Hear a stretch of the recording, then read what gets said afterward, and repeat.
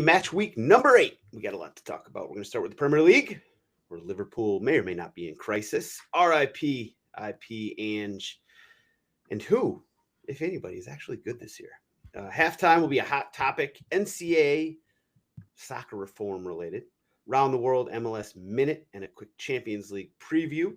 Stoppage time will be Ivan's, Tony's best bets, and everyone's favorite segment, GOAWs. Now, time to welcome in this week's panel of beauties. We'll start with Tyler Terrans, who I'm guessing just got his MLS playoff schedule. So where is it that we will be hearing and seeing you this coming week? To nobody's surprise, I will be covering the Loons of Minnesota United as they take on Seattle in the 4-5 matchup. Very excited doing both games, 1 and 2. And then game 3, unfortunately, falls on the weekend of the wedding. C'est la vie. So hopefully either one of them take care of it in games 1 and 2, so I don't have to feel some sort of MLS playoff guilt while I'm up on the altar and wondering if Joaquin Pereira is showing up for Eric Ramsey and Minnesota United in game 3. But very excited about it. Fair enough.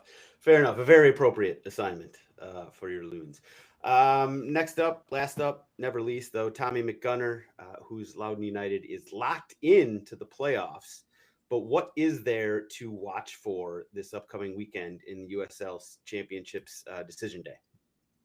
So there's 3 storylines. West 5 through 9 is kind of all up for grabs. I think they're all within 3 points. So basically the top 4 is locked. There's some position changing for home playoffs on that side. And then on the East, the final spot, there's 1 spot in the East that hasn't been clinched yet, and there's 3 teams up for that: Tampa, Detroit, and Indy. Tampa and Detroit play each other, and then Indy plays Western Conference Orange County. And then for us, we are 3 through 6 is all up for grabs, basically, like for the top 2 spots for home playoff and then matchups. So those 4 teams will all play each other in round 1, but not sure who yet. Okay. Fair enough. And one storyline or narrative that everybody should keep in mind, if Tommy and Loudoun win their first round USL Championship playoff game, that means he will be missing Tyler's wedding. So it's a bit of there's a lot going on there. A lot of mixed emotions, if you will. We'll see how that works out. They're not mixed on my end. I'll tell you that. I got 1 goal and 1 goal only in terms of who I'm rooting for. So we'll see. We'll do some sort of watch party and root against Tommy in the playoffs. That might be an interesting way to go. All right. Now, before we get to the Premier League, shout out John in the live stream chat right now. Actually, Ross as well. Spurs being Spurs again from John. Happy Harry Maguire Day to those who celebrate from Ross. Yes, well done. We are going to get down and dirty with Liverpool and Tyler's. Actually, we talked about the wedding. Is the wedding still on? We don't know. We don't know at this point. It's kind of up in the air. We'll get to that in a minute. But if you are not in the Sam's Diary Discord, you need to get in right now. I will say this. I've said it before. I'll say it again. It's the coolest little community of soccer sickos out there. Everybody's always on, talking about games when the games are going on, talking about games when they're not going on, talking about, whatever, off topic stuff, everything. It's just a cool little group. You also get the bonus episodes if you're in the Sam's Army Patreon. You get this bonus episodes, Tommy's tactical brain blogs, and Mikey, Open Mikey, excuse me, not the name, as well. And also, by the way, Tyler might be doing that long-awaited MLS playoff preview. Confirmed. Okay. At the bare minimum, doing it with Alex Bono, potentially another MLS recent All-Star. Not this season, but a couple of seasons removed. So there we go. You can figure it out. I wonder if his name rhymes with Shimmy. Shimmy Sharker. All right. we will go on to the Premier League. Well, I think we all know where everybody wants to start. Yes, Ange has been fired. Everybody may have seen that coming. It certainly was an interesting, 3 weeks or so. But we got to start. I'm not even going to ask you guys the most interesting result. We got to start with Liverpool. Liverpool hosting United at Anfield. Going into the game, this was a one Tyler Terrans thoughts. Manchester United will be winning at Anfield on Sunday. In response to Mikey's prediction, by the way. it. If I land to a thought bomb notification that Liverpool lost to Manchester United, I'm calling the wedding off. I think that's it. You went on to a little bit more. Well, Tyler, did you just walk us through your little Sunday and how everything played out before we get to the actual game, and whether you're still, wedded, going to be married soon. All right. A lot of people have been wondering, where is Tyler? Why hasn't he spoken? Why has he not been active on the Discord? Number of different reasons for that. All right, here's the deal. I originally had a flight at 6 a.m. leaving San Jose, which is where my decision day game was. And my fiance's been drowning in wedding stuff. I obviously was traveling to the West Coast. I wasn't going to get home till 6 o'clock, so I decided to take a red eye home. But there's no direct from SFO, which was obviously the biggest airport that I could get to. So I was connecting at O'Hare. I slept like an absolute baby on that initial flight, like 4.5 straight hours. I didn't even wake up when I turned the lights on. I woke up like as we were touching down. It was glorious. And I got this like 10-minute burst of energy where I was like, holy shit, like I feel amazing. And then like as I'm getting off the jet bridge, walking towards the United Lounge, I start to feel it. And I am like, holy shit, like I can barely stand up right now. And I go into the United Lounge and I trying to fall asleep in one chair, and then I didn't like that one, tried to go to another one, wasn't happening. And then I go to fall asleep at like just a table where I put my head down. But I was like, before I do that, let me set an alarm, because I was just talking with my broadcast partner, Kinder D. St. Alban, literally on the Uber ride over to the airport talking. She was like, I've had like family members who have missed connections before after a red eye, like because they fell asleep. And I was like, that's fucking stupid. Set an alarm. And so I set an alarm. And I set it for about 15 minutes before the boarding starts. And I was like a 4-minute walk away from the gate.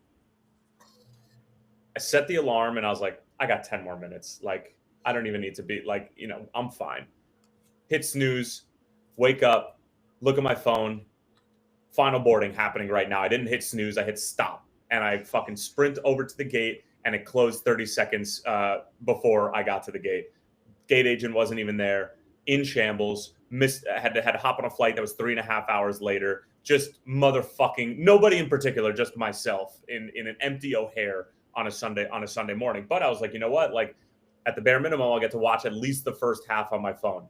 I watch Mbomo score. I watch Cody Gakpo hit the post not once but twice. I missed number 3, and then I land, and the game is in the 87th minute. Gakpo had scored 10 minutes ago, and then I watched the final 13 minutes or so plus stoppage time as Liverpool are scrambling.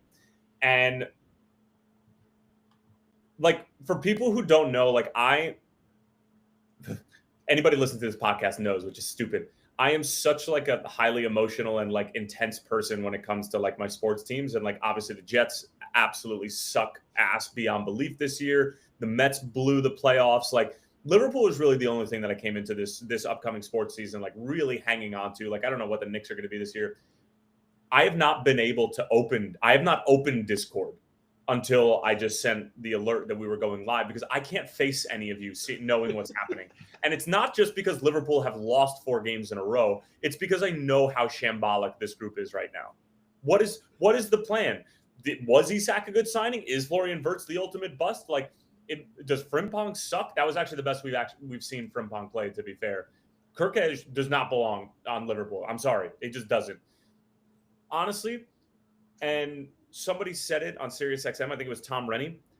I boiled down Liverpool's issues over the past however many weeks. Like, I think it's a slot issue right now, because I don't think he knows what this group is about. And I've gone full 360 or 180. I just expect us to lose every game now. I expect us to find a way to give up at least 2 goals, and we are going to lose every game. That's kind of where I am right now. Mo Salah's. I fucking had this feeling. I don't know if I ever said it on the podcast. I was like, it is impossible not to sign him after the season that he had last year. But you can tell that there's a steep decline coming, even from his output in terms of like him, like physically. And the narrative last year was like, oh, well, he disappears for 87 minutes of the game and then he pops up for 2, but he finds a goal or he finds an assist. Okay, great. Well, what happens when those goals and assists start to dry out? Then he's just a waste of fucking space, which he is at the moment. There was the 84th minute, Liverpool are looking for a goal, and you take off Mohamed Salah. What, like, we are in such trouble right now, like so much, and that's the reason why I haven't been able to open Discord. On top of the fact that I'm planning a wedding, on top of the fact that like we might call it off just because like there's too much to do and not enough time, on top of the fact that Tommy doesn't even know whether he's coming or not, just like and throw another like thing that we have to deal with is like Tommy McCabe's USL playoff schedule. Like God forbid they win a goddamn playoff game.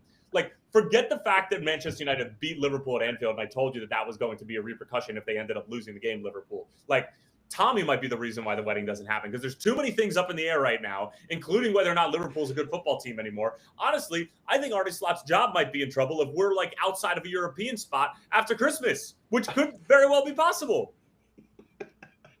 Then Tommy missing the wedding is the straw that just broke the And let me make one thing very, very clear. Okay, I give zero flowers to Manchester United. None. Dog shit club, dog shit performance, the fight and the spirit, and Ruben coming after the press after the game. Miss me with all that shit, man. They caught Liverpool at a terrible time. Manchester United are absolute dog water, and this is not a marquee win, okay? They're not on the up. This is not some sort of shift in a power dynamic. This is Manchester United catching Liverpool in the worst stretch that we've had over the past 24 months. Mazel tov. Mazel tov to everybody at Old Trafford, okay? Go take away lunch from some more employees. I don't want to hear it. You got us once at Anfield in the past decade, okay? Congratulations. I am not giving an iota of credit to their performance. Zero. Absolutely zero. Number one, Peaches is back. What's up, Peaches? It's been too long. We got some stuff on your boys later. Liverpool sucking is making my life slightly less miserable. Well, listen, you actually wound your way through pretty much all the questions I had for you. I was going to ask if you're going to give United some credit. That's a big zero. Big Come on, don't. Either one of you can also agree with me on that. Was not a good performance from them. They found a goal inside of the first 60 seconds and then some bullshit with Harry Maguire. That was not a good performance from them. No, not having it. No. Tommy, are you giving Manchester United zero credit for this? Dude, I didn't watch this game because I had a similar day to Tyler.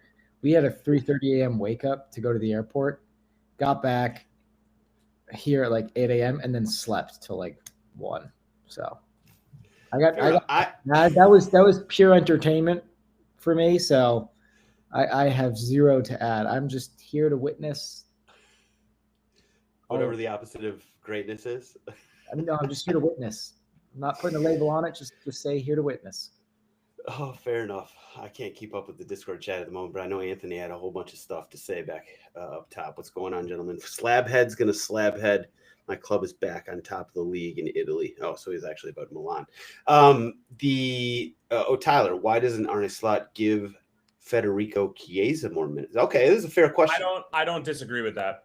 But like, where are you going to play him? You made a decision that you haven't made, meaning Liverpool Football Club, okay, ever since Mohamed Salah's been a part of the club for the past 8 years. You took him off in the 84th minute, and Cody Gakpo was the best player on the field outside of the frame of the goal for Manchester United. So, like, where is he supposed to go? That's my question. I don't disagree. And somebody just said it in my group chat with some of my Hobart soccer buddies. Sell Mo to Saudi Arabia for $1 gazillion in January. I'm on board. I'm on board right now. Make room. The asking price they cut a couple zeros. I don't care. Over the last. No, it didn't. You have a Muslim player potentially going to Saudi Arabia. He's still worth $1 gazillion headed over there. Okay, no. Pierre-Emerick Salah all over again. I'm genuinely concerned. However, I've had so many thoughts revolving around like what potentially could be the outcome of this game outside of my nuptials being canceled. But like knowing that if they had lost this game, there was going to be a drastic change. And Tommy, tell me if you agree with this. I think that the dose of Valium that Arne Slot brought to the group last year was needed based upon the personnel that existed at the club for that moment. Whether it was Jota, may God rest his soul, whether it was Trent Alexander-Arnold, whether it was Luis Diaz. They just need a little bit of tranquilo. And it allowed Salah to be able to sort of operate in a different way and allowed them to be a bit more like, have a bit better balance when they're defending and the rest defending that they had when they did have the ball. Now insert Kirkes, insert Frimpong when and if he's healthy, and this new look Liverpool. I think they need more helter-skelter, and I think they need to create more chaos with this group now. I don't know what that looks like. That's not my MO. But I think that the intensity needs to be ramped up. I do think that it's too passive at times, and I think that the passive nature last year worked. And I think Slot was trying to do something last year that isn't working this year, and that's what he's trying to sort out right now. But Tommy, I'll leave that concept to you. Yeah, I generally agree that that's what they needed last year. But it felt like they were, with the signings they made, that they weren't continuing with that way, that they were leaning more into a strength of Liverpool's in the kind of helter-skelter vertical nature with all those signings. And that's what I don't get, is that the balance just seems off. And is it they just tried to strengthen a strength instead of address a weakness, and now they're like, holy shit, we didn't go all in on that with the players we brought in and the way we want to play. Like, we're trying to fit players into this more possession-based approach that's like looking to dominate the ball instead of like how quickly can we get to a goal kind of thing. And that's what those players are good at. So I generally agree that it just feels off between what they're trying to do and the people they have. And I don't know what the answer is for that, but it probably is leaning fully into, for me, this team is built on, we're just going to score more goals than you. Try to keep up. I know I was tongue-in-cheek about Florian Wirtz. He still has created the most amount of chances, I think, in the Premier League or top three. Like, the quality is obviously fucking there. Like, we talk about this every single week. But there has to be a change in if the idea of the game is to get, for any team, is to get the ball to your best player and the best opportunity to make things happen and for their strengths to be utilized. This is not the way to do it for Florian Wirtz. It's just not. So figure out a different way to do it. So back to my original point, I was thinking to myself, I was like, a loss at home against Manchester United will set the wheels in motion for an overall change in philosophy for Arne Slot. We have to hit rock bottom in order for it to get better with all these new pieces. And I think that this is rock bottom right now for the club, at least in the past 8 years. So, and that's even the same. I'm still talking about the same years where like Alisson needed to score a goal against West Brom in order to rescue their Champions League hopes. Like, this is, I think that this is the worst stretch that Liverpool has been in since Klopp took over in that first year in 2016 or whatever. So. And all that being said, you're in fourth place at the moment. I'm sorry. I know that some clubs like Spurs and United and things like that would like be jumping for joy at fourth place, but like that's not our club. So. Oh, Lordy. I think we'll leave it at that, Liverpool. I think a lot of people are loving the momentary fall from grace. I was in the Discord, bantering with the Liverpool guys. I'm not nearly as negative on this team as some of the guys in the Discord are. I think you guys are in the title race. I think you're a title contender. You've got way too much talent. From a point, but hold on a second. Forget the points. Go eye test for a second. Yeah, eye test has been shit, no doubt. So then, what are we talking about then? Like, we're still 8 games into the season. Like, this is not. And Tommy, back me up here. Like, Liverpool do not look like a title or anything close to a title winning team right now. Yeah, but I also would argue that Arsenal doesn't, like, if you're going to segue into like who else is in that race, for me, Arsenal hasn't looked great either. Like, Gyökeres has 2 goals or 3 goals. They don't look like they're firing in attack, but the difference is they're incredibly solid at the back. Yes. Their defense. You have a championship They're defense. winning games 1-0, and the opponent's not getting But that luck from set pieces and not being able to score goals consistently is going to not run out for like a stretch of games like Liverpool, but you're going to get tripped up because you guys don't score at a high rate. Like that's just going to happen at some point. And then if their attack improves, and I think the set piece thing is interesting. Like they get the set piece FC kind of moniker, but it's based on the sheer volume of corners they get. No one talks about like they're like so dominant with the ball. But I think the issue that people have is sometimes they prefer the outcome being a set piece than a shot on target. And that's the perfect segue into the Arsenal game, which certainly I wouldn't have it as like the talking point number 2 from the, list. I've got, Crystal Palace and who the hell did they play? Bournemouth. And also obviously the situation with Forest after the Chelsea game. But quickly on Arsenal, they won 1-0 over Fulham in a game where there just weren't a lot of chances. They won. It was on a corner. Fulham should have been up 1-0 at halftime. Which chance? I'm just saying in general. Like just from the vibe. I don't think anyone should have been winning that. I know. That was a boring game. It was 0-0. It was brutal to sit through. But that's Arsenal this season. It was like Arsenal in a nutshell. And I guess one of the reasons, I'll be honest, one of the reasons that I'm not willing to take Liverpool out of the title contention talk is because if you take them out, who the hell do you have left? Are you going to try and squeeze Chelsea in there? I don't know about that. City, maybe there's an argument there. Bournemouth, I don't think they have the staying power to do that.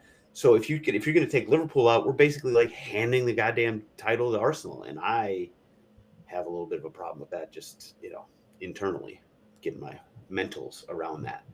So yeah, well, Tommy or Tyler, either one of you, who do you put in the title race right now? It's Arsenal's to lose with the current trajectory of everyone. I thought a lot of people seem to think City is legitimately in it. I don't see it. We'll see. Arsenal's, for me, their biggest trip ups the last 3 seasons: Newcastle away, West Ham and Fulham both home and away. You just beat those 3 in a row. Like from a strictly, like I'm not saying points wise, but mentality wise, let's say 3 of the 5 teams that have stopped them from winning titles at the end of or kind of 4th place, then titles the last 2 seasons, have been those 3 teams plus Villa and Brighton.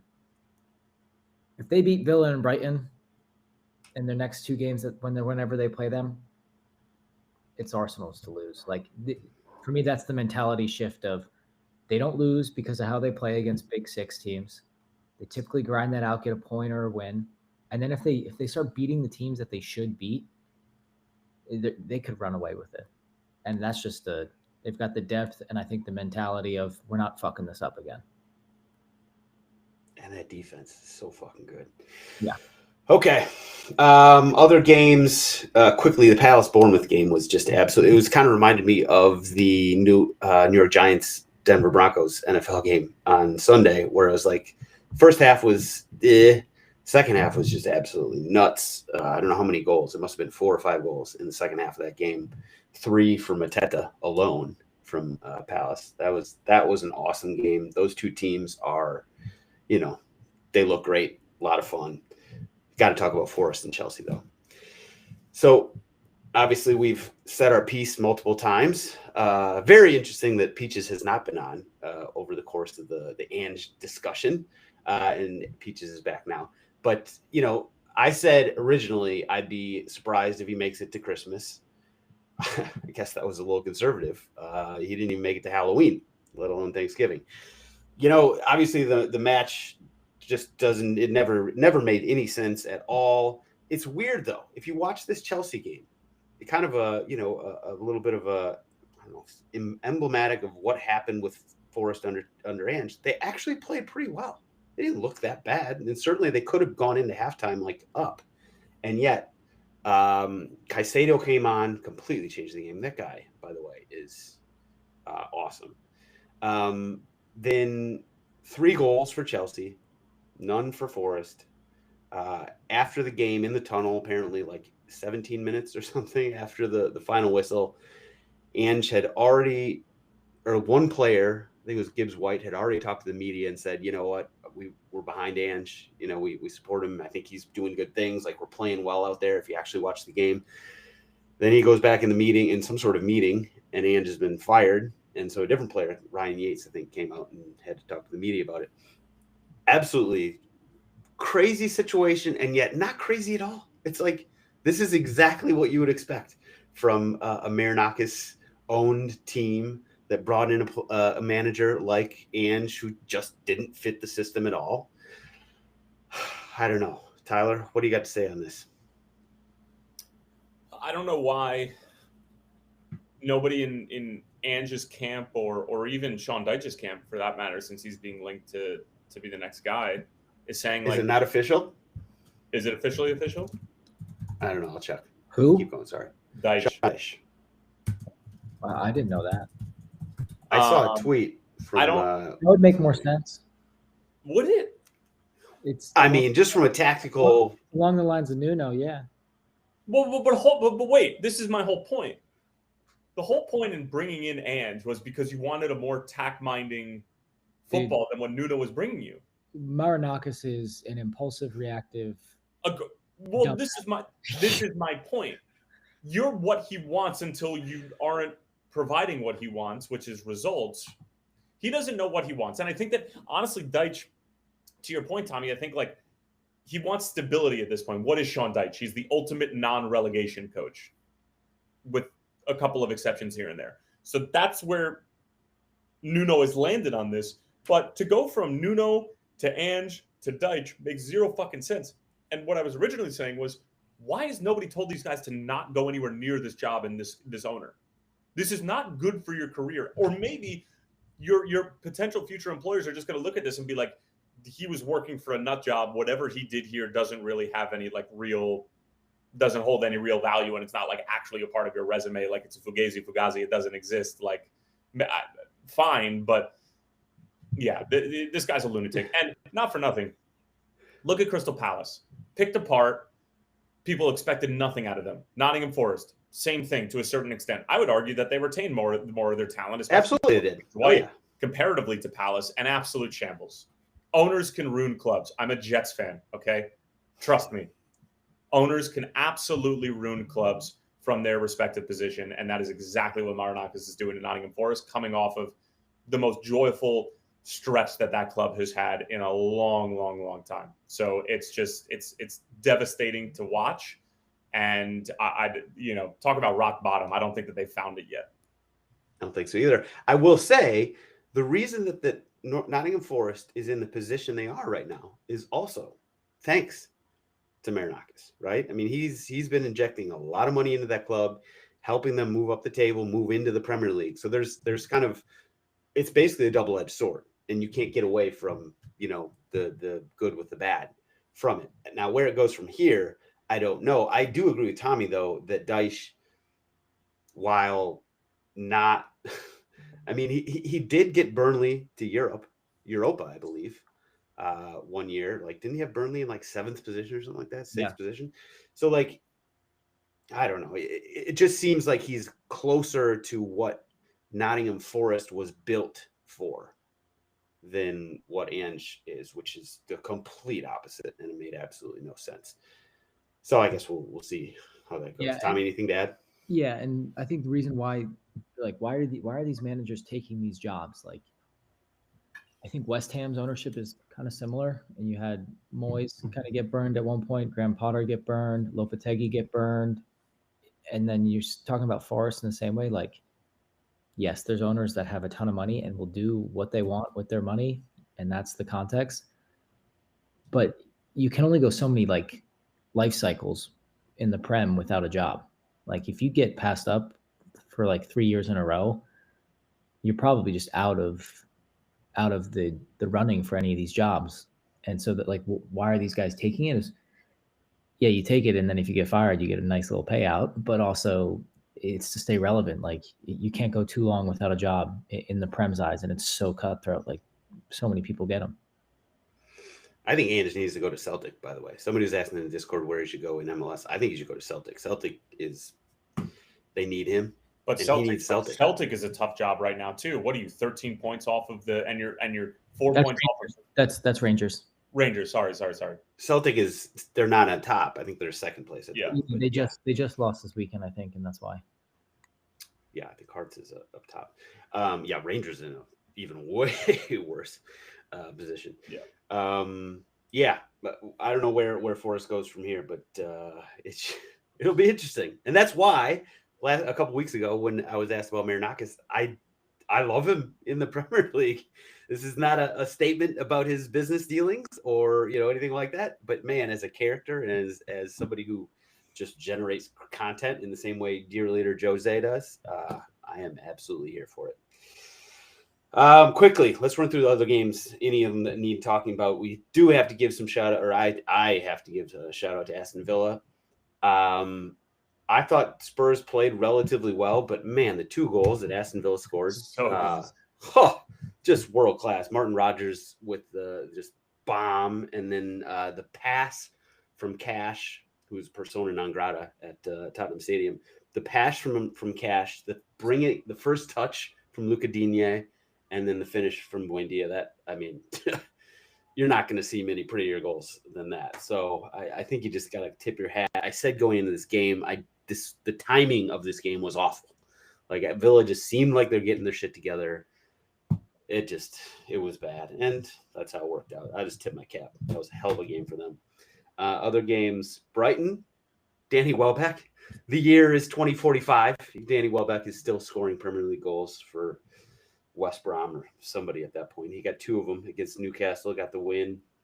Manchester City, 2-0 win over Everton. It was bullshit that Jack Grealish couldn't play in that game. I assume that City or Pep said no. And the fact that Haaland has 11 goals and nobody else on City has more than 1 is one of those just absolutely crazy stats that I had to throw out there.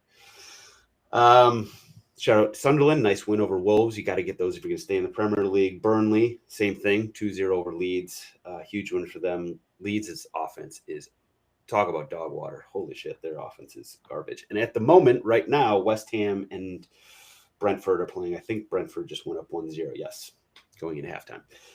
Anything else? Or are we moving on? We are moving on. So quick shout outs to FPL leaders. I had a perfectly average. Nope. I only got 46. It went up to 52, so I did not have a great week this week. Sam's Army Podcast League. Shout out to 50 Shades of Eddie Gray, Paul Brewers in first, Franken Spurs, Cooper Line in second, and Nweri out. These names are so tough to read sometimes. Nweri. Yeah, there you go. Nweri out the other. In 1 year out the other. It's hard. Brendan Price, plus I'm not very smart. Just give you top 3. Sam's Army Discard Sickos League. Vert So Good, Dalton Kemper, who is he was hurting. He was butt hurting in the Discord over Liverpool.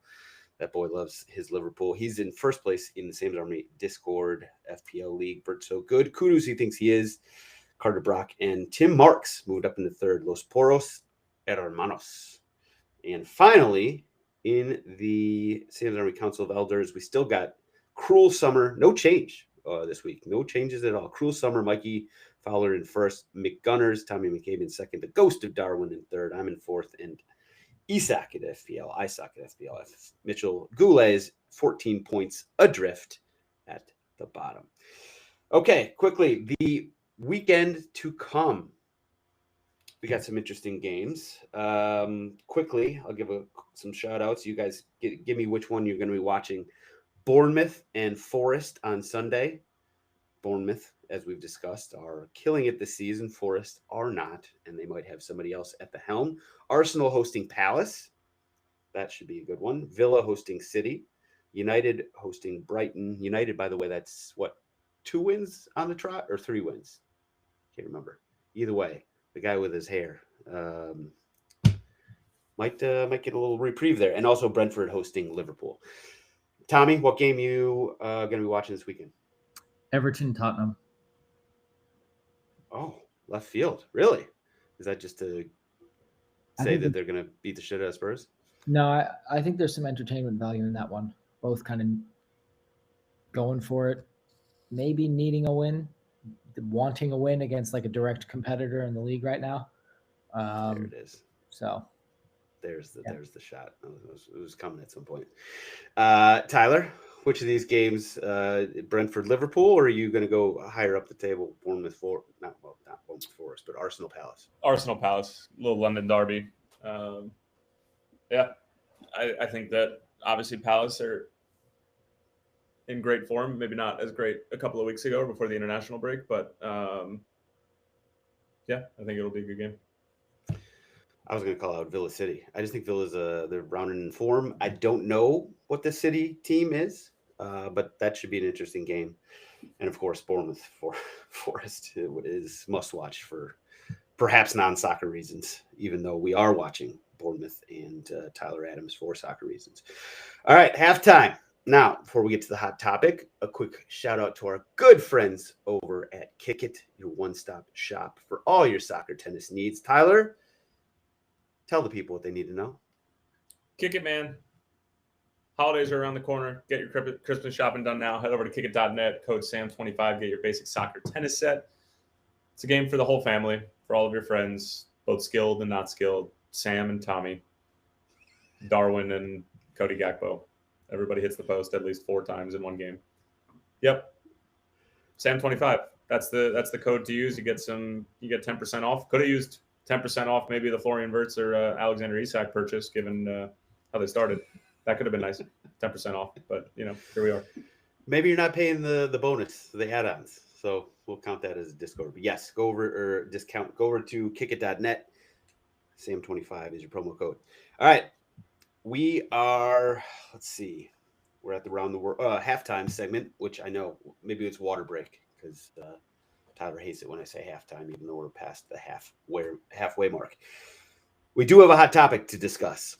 So U.S. Soccer came out with I don't know if it was a white paper or just a really long document, and they laid out all these sort of thoughts and plans for reshaping, revamping, revolutionizing NCAA college soccer.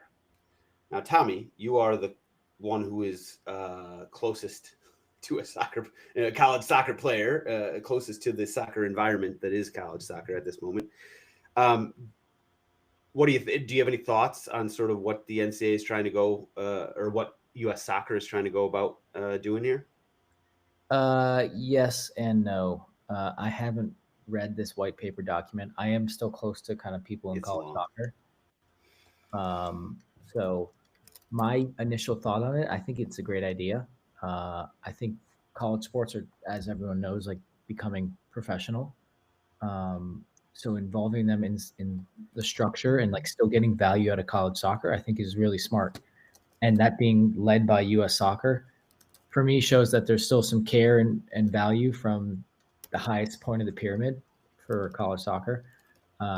Hopefully, this also kind of emphasizes developing American talent as well. I think you've seen college get extremely foreign, extremely old, and I think that's maybe not the purpose of it or where its values met, right? It can be international. I think that's beautiful, but like college soccer should be about developing pros, and then like the whole kind of individual. Like I think all of us grew in college, maybe some more than others. But yeah, I'm a fan of it. I would like to see how it actually comes together. And I think college soccer has been in need of a change, and this seems like a productive way to do it.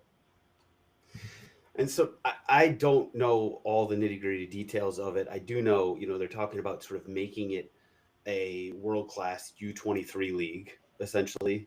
And one of the sort of features of this plan is breaking into, I think, 4 geographic conferences or clusters, and then having multiple tiers within the clusters, and then doing promotion and relegation between them, which is certainly interesting and will probably just as a buzzword catch a lot of people's attention.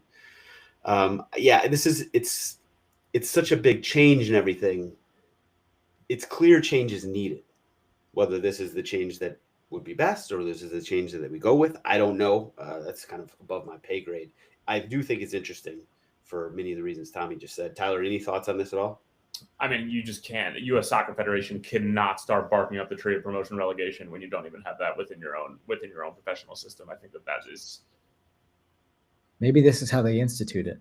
I mean, right, this is like bottom up. How they institute it, but it's just hilarious how there's a blatant when you're talking about fixing a part of the American soccer pyramid, which college soccer is very much a part of, and not for nothing, an important part of when you look at some Major League Soccer teams, when you look at some players who have come out of the college system. Tani Oluwaseyi is probably the best example right now. St. John's super draft pick, loaned to the USL Championship in San Antonio UFC. 18 months later, he gets sold to Villarreal for close to $10 million.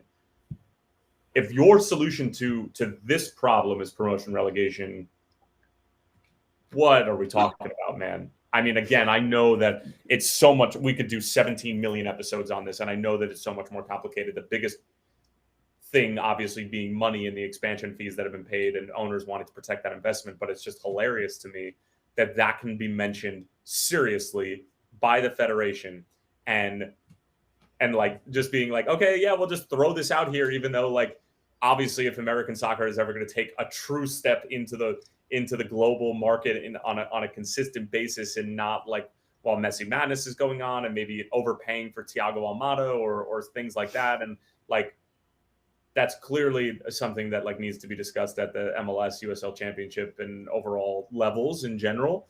And I just find it hilarious, the fact that they're like, yeah, like this would make sense. And it's like, well, yeah, no shit. Like, anyway. Fair enough. It's obviously in its infancy at this point, but it'll be something that will be interesting to watch. Ethan in the chat said some can't see each NCAA conference letting go of their power and revenue if they follow through with U.S. Soccer current proposal. It's a good start in the right direction. How will it affect D2 and D3? But the other thing too to keep in mind is that like I do think that the concept, and Tommy, you can speak to this better than I can, but like the concept of playing more throughout the year, I think is probably the biggest solve. I mean, yes, I'll never forget leaving school, and I was playing twice a week when I was calling games at Vista in 2017, and twice a week for 50 weeks out of the year, playing indoor and outdoor, like playing small side and then also playing like, you know, big games like 8v8, 10v10 on Saturday mornings. I touched the ball more when I left school than I did when I was in school. Like, I can't. Well, yes, I can say I'm definitely doing the same. You get paid for it. Yeah, but I do think year round, full stop. That's the best thing. Yeah, and taking that break and then finishing out the season and maybe having like the last 3 or 4 regular season games and then going into conference tournaments and the whole or whatever it's going to look like. But me and my teammates used to always joke about this, like the fact that like we didn't play. And think about, you know, one day off during the week in the season, and then at least one other day is going to be either a recovery day or the day before the game, which, you know, match day -1, you're not doing much outside of set pieces. So what are you training like 3 times a week? Like you're just not touching the ball enough. It's as simple as that. So anyway. All right. Good questions, Ethan. I don't have answers to them, and I don't know if anybody does at this point, but it'll be something that will be interesting to watch. All right. Around the world quickly. Got to start with the MLS hit it and quit it minute decision day edition. Tyler, tell the people what they need to know. All right, what you need to know right off the bat is not going to be as in-depth of a hit it and quit a minute as I would like. Obviously, with pending nuptials and just there's too much going on in Terrence's household, so I don't have enough time to dedicate 3 or 4 minutes to what otherwise is normally going to be a 60-second. And there's a bonus episode coming. I was getting around to that, Sam. God damn it, let me finish for once. God. There is going to be an MLS playoff bonus episode with Alex Bono and potentially a guy who used to play for St. Louis City and now plays for Red Bulls. You can insert a name as you wish, but let's do it. MLS Decision Day, baby. A couple of things that really stood out to me. Let's talk about the Chicago Fire and Orlando City, all right? So obviously Chicago needed a win in order to make sure that they were not going to play in the wild card game. Orlando City ended up losing, so that made the pathway even easier for Chicago despite the win from Columbus. And the Chicago Fire, despite their best opportunities to potentially be on the road for that wild card game, find 2 goals extremely late. And after going down in stoppage time, own goal ends up being their best friend late on. Philip Zinkernagel with maybe the most unnecessary finish in the history of professional soccer. He had the entire goal to just pass it into and hits it as hard as humanly possible from 6 yards out. But either way, the Chicago Fire are going to be hosting a playoff game. Know that your computer did not break. No, AWS is not fooling you right now with all the hits that they're taking right now worldwide. Chicago is hosting a playoff game. Yes, it is the wild card game, and they will be hosting Orlando City. Absolute drama. Orlando City have really, really slid down in the rankings, and they've been dreadful for the past several weeks. Inter Miami, Lionel Messi put on a show against Nashville. FC Cincinnati, obviously second place. Wilfred Zaha gets sent off late in the game against Philadelphia, and he's going to be out for their opening game in round 1 against NYCFC. The San Diego FC win the West thanks to a loss from Vancouver, and San Diego putting Phil Neville and company to the sword. By the way, how many games are Portland going to get their doors blown off of at Providence Park late on in the season or in the playoffs? Same thing against Vancouver last year in that game that wasn't even supposed to be in Portland because monster trucks took over BC Place in what was supposed to be the wild card game. FC Dallas get into the playoffs, and not only that, but they also avoid the wild card game. Real Salt Lake escape what could have been a disaster. St. Louis City with a late goal to make it 2-2. If they had given up one more, and because San Jose won their game, they could have been out altogether, but Pablo Mastroeni's side survives. Colorado miss out on the postseason despite a 2-2 draw against the LAFC, and Chris Armas went nuclear on a reporter after the game as well, which I just did not think was fair at all. Like, didn't even let him answer the question or ask the question. He was just being just very unprofessional. Was not a huge fan of how that went down. And some of those SB Nation reporters and some of those guys can be really snarky and super, super, super negative. But I know that reporter and I know his work. Like, I thought it was out of line. Minnesota United, despite spending 9 months basically in the top 3 spots, slide down to 4th because of their transgressions, and they lose 2-1 to the LA Galaxy. So it's going to be Minnesota and Seattle. That's the series that I'm going to be covering for the postseason. And then also some good matchups. Hell is real. Round 1. Columbus, Cincinnati. We're going to get at the bare minimum 2 games of that, despite Columbus being banged up. But other than that, lots to talk about, and we will do it on our MLS playoff bonus episode coming out this week. We'll try to have it out to you before the Wednesday wildcard matches kick off between who's it going to be? RSL and Chicago. Well, and Chicago, no. RSL in the West. It's going to be, RSL in Portland at Providence Park, and then Chicago and Orlando City. That game is at the Geek. At I was just going to say, it's just so like Chicago Fire. Like, we finally, after how many decades it's been, we're going to host a playoff game. And by the way, it's out at SeaKey. At Bridgeview, yeah. It's not even at fucking Soldier Field. Is it the Bears? Oh, yeah. Yeah. There's like a deal where, like, if there's a game that's like within 4 days of a Bears game, then it has to be played at SeaKey, or like they're not allowed to play there. Yeah. Yeah. All right. Well, stay tuned for the bonus episode. Shout out Alex Bono and Shimmy Sharker for joining on that. And quickly, last but not least, on the Round the World segment, we got to hit the Champions League. Excuse me. So we are match day 3 for the Champions League coming up this week, Tuesday and Wednesday. Some interesting games. Real Madrid, Juventus, and the English side of things. We got Arsenal hosting Atletico Madrid, Chelsea hosting Ajax, Liverpool going to Frankfurt. Some other ones, Leverkusen, PSG. Tommy, any thoughts on what game you're going to be watching? Must watch. I want to see Arsenal Atleti. I think that's fun. Fair enough. Yep. Easy peasy. I was going to say the game there. I can't believe this is a Champions League game, and this is not a shot at the teams, but Karabag is visiting Bilbao in the game that must be sort of the lowest ranked in terms of sex appeal, the lowest ranked Champions League game probably ever. But yeah, Real Madrid, Juventus, that should be on the opposite side, although Juventus hasn't been great. I was going to say Leverkusen PSG, though. Should be some goals in that one. And that's not actually a teaser for later. All right. Let's finish up here. Stoppage time. Ivan Toney's best bets. So you know where we're going. A good week last week, 4-1. Unfortunately, the odds weren't great. We didn't have. It was kind of slim pickings in an international break. But listen, you can only win the games in front of you, and we won 4 out of 5, so not so bad. This week, though, I'm feeling good. Remember, these are going to be overtrain 5-a-side Wednesday through Sunday. They're all going over 2.5, but I'm probably betting over 3.5 as well. Wednesday, we are starting at SeatGeek, Chicago hosting Orlando. There's going to be a lot of goals in that. That's the last time I'll say this, so Tyler doesn't yell at me. Thursday, Mainz is hosting Zrinjski Mostar from Bosnia-Herzegovina, I believe is where the Zrinski's from. That's in the Europa Conference League. Friday, Gruther First is hosting Karlsruhe in the Bundesliga 2. Saturday, we got to go to the A-League.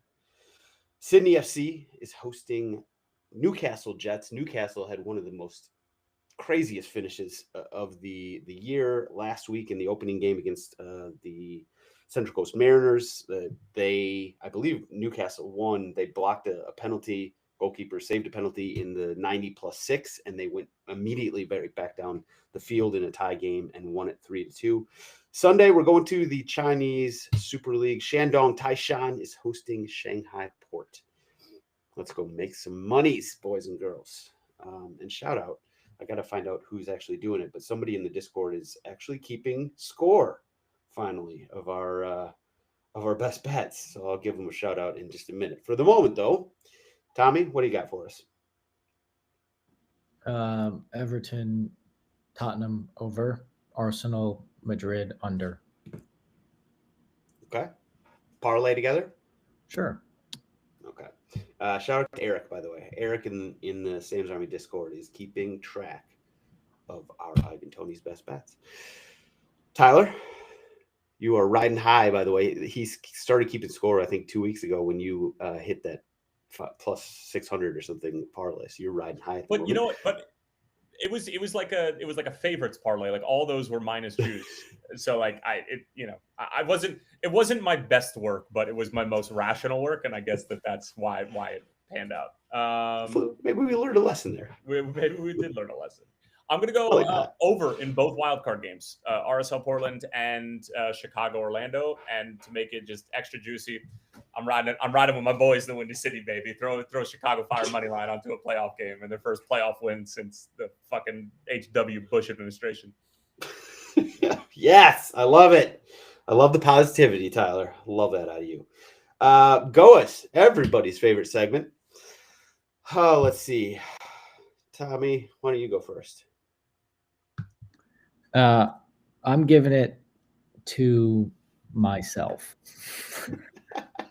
That's like 2 Tommies in the last 3 weeks. I don't think you were on one time and somebody gave you the go. Oh, nice. That's great. I'm giving it to myself and Loudon for clinching playoffs, but then also I know I sent it in the Discord. My run to, I haven't been on since, my run to celebrate our Chicago Fire Loney Omari Glasgow's assist away at the 91st minute against Detroit to clinch at a club I used to play for. It was just awesome. Felt nice. It was the Conor McGregor. It was kind of a Conor McGregor run. Was that it can be misinterpreted as that. The thing it started with is like when Omari scores in training and stuff, he'll walk like that. So it was really imitating him walking. He is one of the funniest guys I have met. He's been an awesome addition to the locker room. For anyone that is listening to this and is a Chicago Fire fan, you should definitely interact with him. He's awesome. Love that. I love everything about that. Tyler, Goa, what do you got? Legends, both domestic and abroad, retiring and finishing up their regular season games. But more importantly, one who is officially done, Brad Guzan. People don't realize how good he was and how good he is, and the longevity of his career. And 8 years at Aston Villa is no joke. And if it wasn't for Tim Howard, he would have been the goalkeeper of our generation and probably would have done just as good of a job. So congratulations to Brad Guzan on a phenomenal career. But also in the same breath, GOAWs are, good or bad, they giveth and they taketh. Ronnie Dyla out. Arthur Blank, ruthless over in Atlanta. I absolutely love it. And I'm excited to see who they're going to conjure up as the next man in charge of that team, because it needs to be good.